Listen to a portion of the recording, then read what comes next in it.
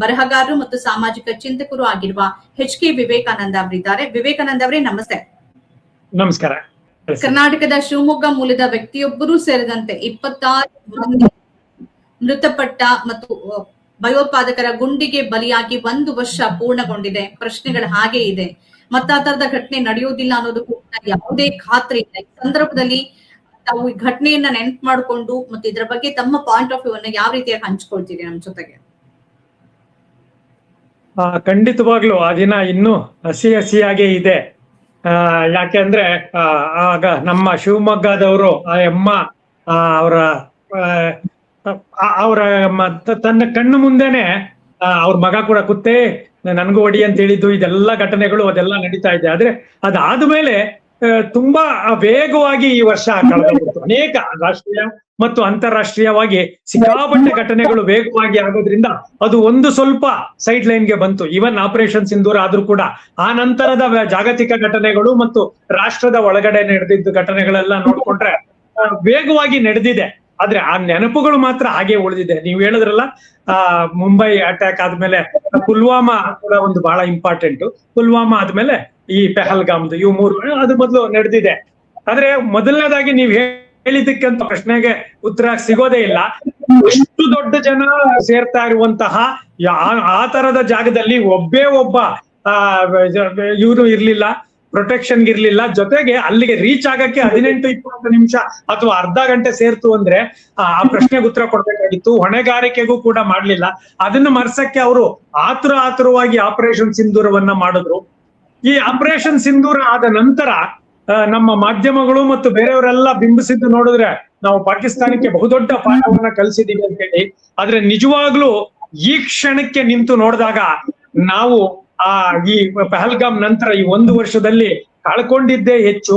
ಜೊತೆಗೆ ಈ ದೇಶದ ವಿದೇಶಾಂಗ ನೀತಿಯ ವೈಫಲ್ಯಗಳು ಅಲ್ಲಿಂದ ಆಚೆಗೆ ನಿಜವಾಗ್ಲೂ ಪ್ರಾರಂಭ ಆಗಿ ಇವತ್ತು ಒಂದು ರೀತಿಯ ವಿಫಲ ಆಗಿದೆ. ಆ ಲೆಕ್ಕದಲ್ಲಿ ನೋಡಿದ್ರೆ ಸೈನಿಕವಾಗಿ ಭಾರತ ಪಾಕಿಸ್ತಾನಕ್ಕಿಂತ ತುಂಬಾ ಸ್ಟ್ರಾಂಗ್ ಇದೆ. ನಾವು ಒಂದಷ್ಟು ಹೋರಾಟವನ್ನ ಮಾಡಿದ್ವಿ, ಅದು ಮಾಡುವ ಶಕ್ತಿ ನಮ್ಗಿದೆ, ಆ ಪ್ರಶ್ನೆ ಬೇರೆ. ಆದ್ರೆ ಇವತ್ತು ನೋಡಿ ಬೇಕಾದ್ರೆ ಅಂತಾರಾಷ್ಟ್ರೀಯ ಮಟ್ಟದಲ್ಲಿ ಪಾಕಿಸ್ತಾನಕ್ಕೆ ಬಹಳ ದೊಡ್ಡ ಗೈನ್ ಆಯ್ತು. ಆರ್ಥಿಕವಾಗಿ ಮತ್ತು ಅವರ ವಿದೇಶಾಂಗ ನೀತಿಗೆ ಬಹಳ ದೊಡ್ಡ. ಯಾಕೆಂದ್ರೆ ಇವತ್ತಿನ ಸ್ಟೇಟ್ಮೆಂಟ್ ನೋಡೋದಾದ್ರೂ ಕೂಡ ಅಮೆರಿಕದ ಅಧ್ಯಕ್ಷ ಪಾಕಿಸ್ತಾನದ ಫೀಲ್ಡ್ ಮಾರ್ಷಲ್ ಮತ್ತು ಇವರನ್ನ ಹೊಗಳ್ಕೊಂಡು ಅವರ ಜೊತೆ ಅಲ್ಲಿ ಮೈನ್ಸ್ ಅನ್ನ ಸ್ಟಾರ್ಟ್ ಮಾಡ್ತಾ ಇದ್ದಾರೆ. ಎಕಾನಾಮಿಕಲ್ ಏನಾಗುತ್ತೋ, ಆ ದೇಶದ ಸಂಪನ್ಮೂಲ ಏನಾಗುತ್ತೋ ಬೇರೆ. ಆದ್ರೆ ಪಾಕಿಸ್ತಾನದಲ್ಲಿ ಇವರು ಮೈನ್ಸ್ ಅನ್ನ ಸ್ಟಾರ್ಟ್ ಮಾಡಿ ಅವ್ರ ಅಳಿಯ ಅದಕ್ಕೆ ಆರ್ಥಿಕವಾಗಿ ಅಂದ್ರೆ ಒಂದು ರೀತಿಯಲ್ಲಿ ಏನಾಯ್ತು ಅಂದ್ರೆ ಈ ಪಹಲ್ಗಾಮ್ ಘಟನೆ ಭಾರತದ ನಿಜವಾದ ಹುಳುಕುಗಳನ್ನ ಇವಾಗಲೇ ಹೇಳಿದಂಗೆ ಈ ಭಯೋತ್ಪಾದನೆ ಇವತ್ತೇ ಅಲ್ಲ ಅಥವಾ ಇದು ನಿಲ್ಲೋದು ಇಲ್ಲ. ಭಯೋತ್ಪಾದನೆ ದಿನ ನಡೆಯೋದಲ್ಲ, ಅದು ಒಂದು ಪ್ಲಾನಿಂಗ್ ನಡೀತಾ ಇರುತ್ತೆ. ಯಾವತ್ತೋ ಒಂದು ದಿನ ಬ್ಲಾಸ್ಟ್ ಆಗುತ್ತೆ, ಅದು ಮುಂದೆನೂ ನಡೀತಾ ಇರುತ್ತೆ. ಯಾವ ಸರ್ಕಾರ ಇದ್ರು ನಡೆಯುತ್ತೆ. ಆದ್ರೆ ಈ ಸರ್ಕಾರ ಏನು ಅದನ್ನ ಮುಚ್ಚಿ ಹಾಕಲಿಕ್ಕೆ ತನ್ನ ತಪ್ಪುಗಳನ್ನ ಒಂದ್ರ ಮೇಲೆ ಒಂದು ತಪ್ಪುಗಳನ್ನ ಮಾಡ್ತಾ ಈ ಸರ್ಕಾರದ ಮೇಲೆ ಇರುವ ಆರೋಪನೂ ಅದೇ. ಯಾವ್ದಾದೊಂದು ವಿಷಯ ಬಂದಾಗ ಅದನ್ನ ಮುಚ್ಚಿ ಹಾಕಲಿಕ್ಕೆ ಇನ್ನೊಂದು ಭಯಂಕರವಾದ ಸುದ್ದಿಯನ್ನ ಅರಿಬಿಡ್ತಾರೆ. ಈಗ ಉದಾಹರಣೆಗೆ ನೋಡಿ, ಭಾರತ ಈ ಗ್ಯಾಸ್ ಪ್ರಾಬ್ಲಮ್ ಏನಿದೆ, ಅದು ಯುದ್ಧ ಎಲ್ಲ ನಡೀತಾ ಇರ್ಬೇಕಾದ್ರೆ ಅನಾವಶ್ಯಕವಾಗಿ ಇಲ್ಲದೆ ಇರುವಂತಹ ಈ 3 ದಿನದ ಅಧಿವೇಶನ ಚುನಾವಣಾ ಸಂದರ್ಭದಲ್ಲಿ ಬಂದ್ರು. ಇದೇ ಐಡಿಯಾಲಜಿನ ಅವರು ಇದ್ರಲ್ಲೂ ಪಹಲ್ಗಾಮ್ ಅಲ್ಲೂ ಮಾಡ್ತಾರೆ. ಯಾಕೆಂದ್ರೆ ಅದಕ್ಕೆ ನಿಜವಾಗ್ಲೂ ಅಲ್ಲಿ ಯಾರು ಹೊಡೆದ್ರಲ್ಲ ಆ ಸೈನಿಕರು, ಅವರು ಭಯೋತ್ಪಾದಕರು ಸೈನಿಕರಾಗ ಸಿಕ್ಕಿದ್ರ ಇಲ್ಲ ಅದನ್ನು ಕೂಡ ಸ್ಪಷ್ಟವಾಗಿ ಹೇಳಲಿಲ್ಲ. ಅದಾದ್ಮೇಲೆ ಮುಂದಿನ ಕಾರ್ಯಯೋಜನೆಗಳು ಈಗಲೂ ಕೂಡ ಕಾಶ್ಮೀರಕ್ಕೆಲ್ಲ ಹೋಗಿ ಬರ್ತಾ ಇದ್ದಾರೆ. ಇದನ್ನ ತಡಿಲಿಕ್ಕೆ ಬೇರೆ ಬೇರೆ ರೀತಿಯ ವ್ಯವಸ್ಥೆಗಳು ಏನ್ ಮಾಡಿದ್ದಾವೆ ಅದು ಇಲ್ಲ. ಯಾಕೆಂದ್ರೆ ಒಂದೇ ಒಂದ್ಸರಿ ಈ ರೀತಿಯ ಇವ್ರ ವೈಫಲ್ಯ ಆಗಿದ ತಕ್ಷಣ ನೇರವಾಗಿ ಅದನ್ನ ಪಾಕಿಸ್ತಾನದ ಮೇಲೆ ಹಾಕ್ಬಿಡ್ತಾರೆ. ಇವ್ರದೊಂಥರ ಪಲಾಯನವಾದ ಅಂತ ಅನ್ನಿಸ್ತಾ ಇದೆ. ಇರ್ಬೋದು, ನಮ್ಗೆ ಅದು ಗೊತ್ತಿರೋದೆ. ಪಾಕಿಸ್ತಾನ ನಮ್ಮ ದೇಶದಲ್ಲಿ ಪರ್ಟಿಕ್ಯುಲರ್ಲಿ ಕಾಶ್ಮೀರದಲ್ಲಿ ಭಯೋತ್ಪಾದಕರನ್ನ ನುಗ್ಗಿಸುತ್ತೆ ಮತ್ತು ಅವರಿಗೆ ಬಹಿರಂಗ ಬೆಂಬಲ ಕೊಡುತ್ತೆ ಅನ್ನೋದು ಗೊತ್ತಿರೋದೆ. ಸೊ ಅದಾಗಿದ ತಕ್ಷಣ ನೇರವಾಗಿ ಪೌರುಷವನ್ನ ಪಲಾಯನವಾದವನ್ನ ಮಾಡಿ ಪಾಕಿಸ್ತಾನವನ್ನ ದ್ವೇಷಿಸೋದ್ರಲ್ಲೇ ಕಳಮೆ ಹೊರತುನು ಇವ್ರ ಅದಕ್ಕೆ ಬೇರೆ ಏನೇನು ಮಾಡ್ಬೋದು ಅನ್ನೋದನ್ನ ಮಾಡ್ಲೇ ಇಲ್ಲ. ಇವತ್ತು ಕಾಶ್ಮೀರದಲ್ಲಿ ಒಂದು ಸರ್ಕಾರ ಏನೋ ಇದೆ ನಿಜ, ಆದ್ರೆ ವಿದೇಶಾಂಗ ನೀತಿಯ ವೈಫಲ್ಯಗಳು ಈ 1 ವರ್ಷದಲ್ಲಿ ಆಪರೇಷನ್ ಸಿಂಧೂರ ಇನ್ನೂ ಇದೆ ಅಥವಾ ಇದು ಭಾಗ 2 ಅಂತ ರಕ್ಷಣಾ ಮಂತ್ರಿಗಳು ಹೇಳ್ತಾನೆ ಬರ್ತಾ ಇದ್ದಾರೆ, ರಾಜನಾಥ್ ಸಿಂಗ್. ಆದ್ರೆ ಈಗ ನೋಡಿದ್ರೆ ನೀವು ಇರಾನ್ ಅಂತ ಒಂದು ದೇಶವನ್ನ ಅಮೆರಿಕ ಅಂತ ಪ್ರಬಲವಾದ ದೇಶ, ಉಕ್ರೇನ್ ಅನ್ನ ರಷ್ಯಾ ಅವರೇ ಮಾಡಕ್ಕಾಗಲ್ಲ ಅಂದಾಗ ಭಾರತದ ನಿಜವಾಗ್ಲೂ ಪಾಕಿಸ್ತಾನ ನಾವೇನು ಅನ್ಕೊಂಡಿದೀವಿ ಯುದ್ಧ ಎಲ್ಲ ಆದ್ರೆ ನಾವು ಅಷ್ಟೊಂದು ಬಲಶಾಲಿಯಾಗಿ ನುಗ್ಗಿ ಧ್ವಂಸ ಮಾಡ್ತೀವಿ ಅನ್ನೋ ಪರಿಸ್ಥಿತಿಯಲ್ಲೇ ಇಲ್ಲ.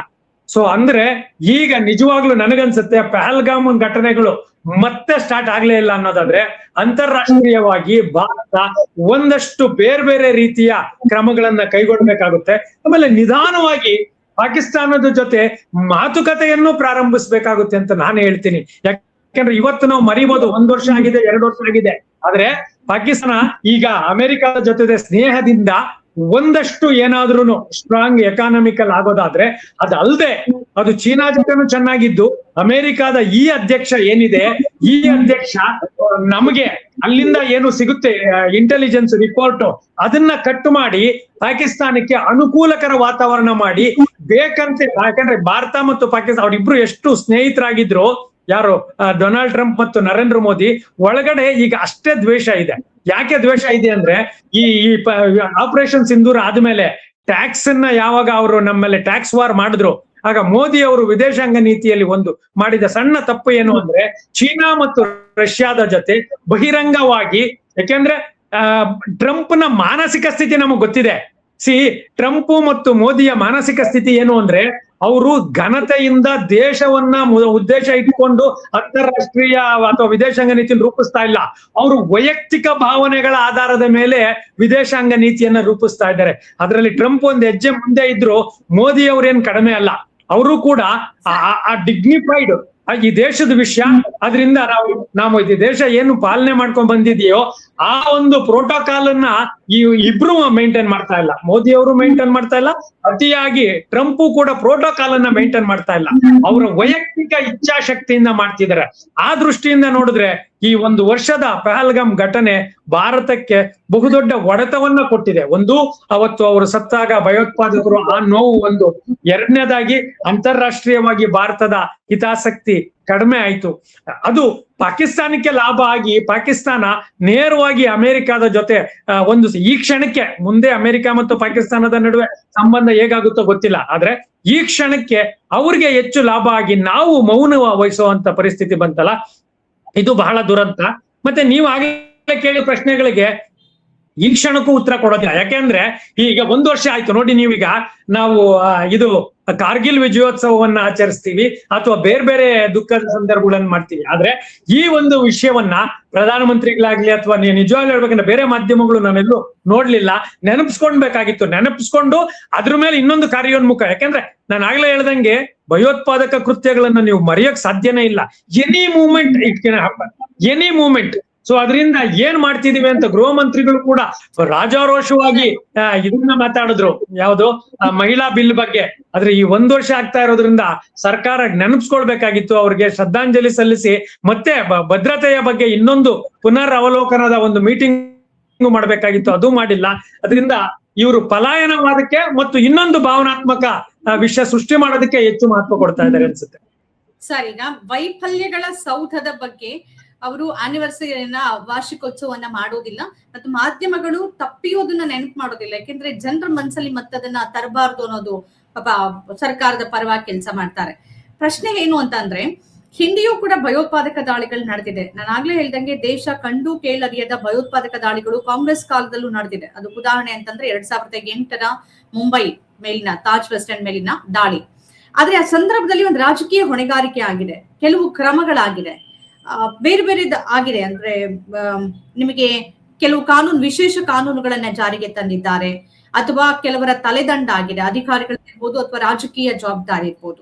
ಆದ್ರೆ ಯಾವ ಬಿಜೆಪಿ ಸರ್ಕಾರ, ನರೇಂದ್ರ ಮೋದಿ ನೇತೃತ್ವದ ಸರ್ಕಾರ ಭಯೋತ್ಪಾದನೆಯ ಮೂಲೋತ್ಪಾಟನೆ ಮಾಡ್ತೀವಿ ಅಂತ ಬಂದ್ರು, ಅನಂತರ ಡಿಮಾನಿಟೈಸೇಷನ್ ಅನ್ನು ಕೂಡ ಭಯೋತ್ಪಾದನೆ ನಿರ್ಮೂಲನೆಗೆ ಒಂದು ಅಸ್ತ್ರ ಅಂತ ಹೇಳಿದ್ರು. ಯಾವುದೂ ಆಗ್ಲಿಲ್ಲ. ಭಯೋತ್ಪಾದನೆ ನಿಲ್ತಾ ಇಲ್ಲ, ಅದಷ್ಟು ಸುಲಭಕ್ಕೆ ನಿಲ್ಲೋದು ಇಲ್ಲ. ನಿಂತಿಲ್ಲ, ಅದರ ಹೊಣೆಗಾರಿಕೆಯನ್ನಾದ್ರೂ ಹೊರತಾರ ರಾಜಕೀಯವಾಗಿ ಅಥವಾ ಬೇರೆ ರೀತಿಯಲ್ಲಿ ಅಂತಂದ್ರೆ ಅದು ಕೂಡ ಮಾಡುದಿಲ್ಲ. ಅಂದ್ರೆ ಪ್ರತಿಯೊಂದು ಸುಳ್ಳುಗಳ ರೂಪದಲ್ಲಿನೇ ಕಾಣಿಸಿದೆ. ಇವನ್ ದೇಶದ ಭದ್ರತೆ ಕೂಡ ಯಾವುದೇ ಪ್ರಶ್ನೆ ಕೇಳಿದ್ರು ಅದು ದೇಶದ ಹಿತಾಸಕ್ತಿ, ದೇಶದ ವಿರುದ್ಧವಾಗಿ ಮಾತಾಡ್ತಿದ್ದೀರಿ ಅಂತ ಲೇಬಲ್ ಮಾಡಿ ಮಾಧ್ಯಮಗಳನ್ನ ಇಟ್ಕೊಂಡು ಏನ್ ಮಾಡ್ತಿದ್ದಾರೆ, ಇದ್ರ ಬಗ್ಗೆ ತಮ್ಮ ಪಾಯಿಂಟ್ ಆಫ್ ಅಲ್ಲ, ಖಂಡಿತವಾಗ್ಲು ನಮ್ ಕಡೆ ಒಂದು ಮಾತು ಹೇಳ್ತಾರೆ, ಇದು ಬಹಳ ಒಳ್ಳೆ ಅದಕ್ಕೆ ಸಂಕೇತ ಅಂತ ಅನ್ಸುತ್ತೆ ನೋಡಿ. ಕಲ್ಲನ್ನ ಎಡಬಿಟ್ಟು ಆ ಕಲ್ಲನ್ನೇ ಬೈತಾ ಹೋಗೋದು. ಈ ಎಡವಿದನ್ನ ಬಿಟ್ಟು ಬಿಡ್ತಾರೆ, ಆ ಕಲ್ಲನ್ನ ಬೈತಾ ಹೋಗೋದು. ಆ ಸೇಮ್ ಐಡಿಯಾಲಜಿಯನ್ನೇ ಈಗಿನ ಸರ್ಕಾರ ಮಾಡ್ತಾ ಇದೆ. ತನ್ನ ತಪ್ಪುಗಳನ್ನ, ವೈಫಲ್ಯವನ್ನ ಮುಚ್ಕೊಳ್ಲಿಕ್ಕೆ ಇನ್ನೊಬ್ಬರ ಮೇಲೆ ನೋಡಿ. ನೀವು ಅವರ ಇಡೀ ಭಾಷಣವನ್ನ ನೋಡಿ, ಆ ಎಲ್ಲ ಅಂದ್ರೆ ಅವರು 2014ರಿಂದ ಇಲ್ಲಿವರೆಗೂ ಪ್ರತಿಯೊಂದಕ್ಕೂ ಕಾಂಗ್ರೆಸ್ ಸರ್ಕಾರ ಅಥವಾ ನೆಹರು ಅಥವಾ ಇಂದಿರಾ ಗಾಂಧಿ ಅಥವಾ ಬೇರೆ ಬೇರೆ ಆತವ್ರದವ್ರನ್ನೇ ಇವ್ರು ಟೀಕೆ ಮಾಡ್ಕೊಂಡೇ ಬರ್ತಾ ಇರ್ತಾರೆ. ಈಗ ನೀವು 14 ವರ್ಷದ ನಂತರ ಈಗ ನೀವೇನ್ ಮಾಡ್ತೀರಿ ಅನ್ನೋದನ್ನ ಅವ್ರು ಯಾವತ್ತೂ ಮಾಡೋದಿಲ್ಲ. ಅವ್ರಿಗಿರುವ ಒಂದೇ ಇದು ಏನು ಅಂದ್ರೆ ಹಿಂದೆ ವೈಫಲ್ಯಗಳಾಗಿದೆ ಅನ್ನೋದನ್ನೇ ಟೀಕೆ ಮಾಡ್ತಾರೆ. ಅದೇ ಮನೋಭಾವವನ್ನ ಈ ವಿಷಯಕ್ಕೂ ಕೂಡ ಅವರು ಅನ್ವಯಿಸಿದ್ದಾರೆ. ಒಂದೊಂದು ಕಾಲಘಟ್ಟದಲ್ಲಿ ಒಂದೊಂದು ಘನತೆಯಿಂದ ನಮ್ಮ ದೇಶದ ಒಂದು ಜವಾಬ್ದಾರಿ, ಇವತ್ತು ಮೋದಿ ಇರ್ಬೋದು ಅಥವಾ ಅಮಿತ್ ಶಾ ಇರ್ಬೋದು, ನಾಳೆ ಇನ್ನೊಬ್ರು ಬರ್ಬೋದು, ಆದ್ರೆ ನಮ್ಮ ಸರ್ಕಾರದ ನೀತಿ ನಿಯಮಗಳು ಏನಿದಾವಲ್ಲ ಅದು ಖಂಡಿತವಾಗ್ಲೂ ವಿಷಯಾಧಾರಿತವಾಗಿರ್ಬೇಕು, ದೇಶದ ಸಂಪೂರ್ಣ ಹಿತಾಸಕ್ತಿಯನ್ನ ಮಾಡಿರ್ಬೇಕೆ ಹೊರತುನು ನಾವು ಏನೋ ಚುನಾವಣೆ ಗೆಲ್ಲೋದಕ್ಕೋಸ್ಕರ ಭಾಷಣದಲ್ಲಿ ಮುಟ್ಟಿ ಮೇ ಮಿಲಾದೆ ಹೆಂಗೆ ಪಾಕಿಸ್ತಾನಕ್ಕೂ ಅಂತೇಳಿ ರಾಜಾರೋಷದ ಸಿನಿಮೀಯ ಡೈಲಾಗ್ಗಳನ್ನ ಹೊಡ್ಕೊಂಡು ಇವರು ಜನರನ್ನ ಭಾವನಾತ್ಮಕವಾಗಿ ಕೆರಳಿಸಿ, ಅದಕ್ಕೆ ನಾನು ಅವತ್ತು ಕೂಡ ಅಬ್ಜೆಕ್ಷನ್ ಹೇಳಿದ್ದೆ. ಕೆಲವು ಪತ್ರಕರ್ತರು ಅವರೆಲ್ಲ ಹೇಳ್ತಿದ್ರು ಸಿಂಧೂರ ಅಂತ ಹೇಳಿ ಹೆಸರಿಟ್ಟಿರೋದೇ ಒಳ್ಳೇದು ಅಂತ. ನಾನು ಹೇಳ್ದೆ ಅದು ಪ್ರತೀಕಾರದ ಆಗುತ್ತೆ, ಪ್ರತೀಕಾರ ನಮ್ಗೇನ್ ಬೇಕಿಲ್ಲ, ನಮ್ಮ ರಕ್ಷಣೆ ನಮ್ಗೆ ಬೇಕಿದೆ ಅಂತ ಹೇಳಿ. ಅಂದ್ರೆ ಭಾವನಾತ್ಮಕವಾಗಿ ನಾನು ಆಪರೇಷನ್ ಸಿಂಧೂರ ಅಂತ ಹೆಸರಿಟ್ಟೆ ಮತ್ತು ಅಲ್ಲಿ ಹೋದೆ ಅನ್ನೋದನ್ನೇ ಹೈಲೈಟ್ ಮಾಡ್ತಾ ಇದ್ದಾರೆ. ಮುಂದಿನ ಕ್ರಮಗಳ ಏನು? ಯಾಕೆಂದ್ರೆ ಭಯೋತ್ಪಾದನೆಯನ್ನ ಅವತ್ತಿಂದ ಇವತ್ತವರೆಗೂ ನಾವು ಮಾತಾಡಿದೀವಿ. ಏನು ಮಿಲಿಟರಿಯಿಂದ ಇದಕ್ಕೆ ಪರಿಹಾರ ಸಿಗೋದಿಲ್ಲ. ಮಿಲಿಟರಿ ಅನ್ನೋದು ರಕ್ಷಣಾತ್ಮಕ ತಂತ್ರ ಅನ್ನೋದು ಒಂದು ಬಿಟ್ರೆ ಅದರಿಂದ ಸಿಗೋದಿಲ್ಲ. ಹಾಗಾದ್ರೆ ಮುಂದೆ ಪರ್ಮನೆಂಟ್ ಆಗಿ ಭಯೋತ್ಪಾದನಾ ಕೃತ್ಯಗಳು ಕಡಿಮೆ ಆಗ್ಬೇಕು ಅನ್ನೋದಾದ್ರೆ ಏನನ್ನ ಮಾಡ್ಬೇಕು, ಯಾವ್ಯಾವ ಹಂತದಲ್ಲಿ ಹೋಗಬೇಕು, ಎಲ್ಲೆಲ್ಲಿ ಮಾತುಕತೆ. ಯಾಕೆಂದ್ರೆ ನೀವು ನೋಡಿ, ನಾವು ಈಗ ಅಮೆರಿಕಾದ ಜೊತೆ ಈಗಿರುವಂತಹ ಸಂಬಂಧದಲ್ಲಿ ನಮಗೆ ಬಹಳಷ್ಟು ಒಳ ಇಂಟೆಲಿಜೆನ್ಸ್ ರಿಪೋರ್ಟ್ ಬರ್ತಾ ಇದ್ದಿದೆ ಅಮೆರಿಕದಿಂದ. ಅದು ಮನಮೋಹನ್ ಸಿಂಗ್ ಟೈಮಲ್ಲಿ ಆಗ್ಲಿ, ಭಯೋತ್ಪಾದಕ ಕೃತ್ಯಗಳ ಅವರಲ್ಲಿ ಬೇರೆ ಬೇರೆ ಎಲ್ಲ ಟೆಕ್ನಾಲಜಿನ ಉಪಯೋಗಿಸಿ ಭಯೋತ್ಪಾದಕ ಕೃತ್ಯಗಳ ಮುನ್ಸೂಚನೆಯನ್ನು ನಮಗೆ ಕೊಡ್ತಾ ಇದ್ರು. ಈಗ ಅದು ನಮಗೆ ನಿಂತೋಗ್ತಾ ಇದೆ. ಸೊ ಆ ಕಾರಣಕ್ಕಾಗಿ ಈ ಪಹಲ್ಗಾಮನ್ನ ಜನ ಕೂಡ ಮರಿತಾ ಇದ್ದಾರೆ, ಮರಿಬಾರ್ದು. ಇನ್ನೂ ಬಹಳಷ್ಟು ಹೋಗಬೇಕು. ನೋಡಿ, ನಾವು ಅಂತಾರಾಷ್ಟ್ರೀಯವಾಗಿ ಕೂಡ ನೀವು ಯೋಚನೆ ಮಾಡೋದಾದ್ರೆ ಆಗ್ತಾ ಇರುವ ಘಟನೆಗಳಿಗೆ ಪ್ರತಿಕ್ರಿಯೆ ಕೊಡುವ ರೀತಿಯಲ್ಲೂ ನಾವಿಲ್ಲ, ಹಾಗಾಗ್ಬಿಟ್ಟಿದೆ. ಇವತ್ತೇನೋ ಹೇಳಿದ್ದಾರೆ ಇವರು ರಕ್ಷಣಾ ಮಂತ್ರಿಗಳು, ನಾವು ಬೇಕಾದ್ರೆ ಈಗ ಒಪ್ಪಂದವನ್ನ ಮಾಡ್ತೀವಿ ಅಂತ. ಅಲ್ಲಿ ನೋಡಿದ್ರೆ ವಿದೇಶಾಂಗ ಮಂತ್ರಿಗಳು ಏನ್ ಹೇಳಿದ್ರು, we are not the broker ಅಂತ ಹೇಳಿದ್ರು. ಸೊ ಅಂದ್ರೆ ಈ ರೀತಿ ವೈಯಕ್ತಿಕವಾಗಿ ಆಗ ಹೇಳ್ತಾರ. ಯಾವ್ದೋ ಒಂದು ದೇಶ ಸಂಧಾನದಲ್ಲಿ ಶಾಂತಿ ಮಾತಾಡ್ತಾ ಇದ್ರೆ ಅದು ಬ್ರೋಕರ್ ದೇಶ ಅಂತ ಕರೆಯೋದಾದ್ರೆ ನಾವು ಎಷ್ಟೊಂದು ವಿಷಯಗಳಲ್ಲಿ ಮಧ್ಯದಲ್ಲಿ ಮಾಡಿದೀವಿ.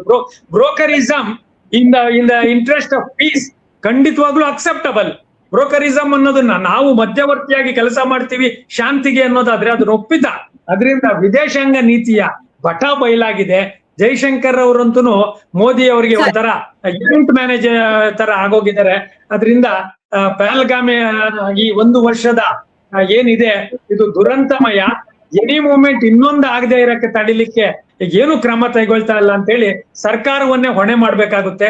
ಭಾವನಾತ್ಮಕ ಆಡಳಿತವನ್ನ ಕಡಿಮೆ ಮಾಡಿ ವಾಸ್ತವ ನೆಲೆಯಲ್ಲಿ ಯೋಚನೆ ಮಾಡ್ಬೇಕು. ಮಾಧ್ಯಮಗಳು ಇದ್ರ ಬಗ್ಗೆ ಹೆಚ್ಚು ಇಂಟ್ರೆಸ್ಟ್ ಕೊಡ್ಬೇಕು ಅಂತ ಅನ್ಸುತ್ತೆ.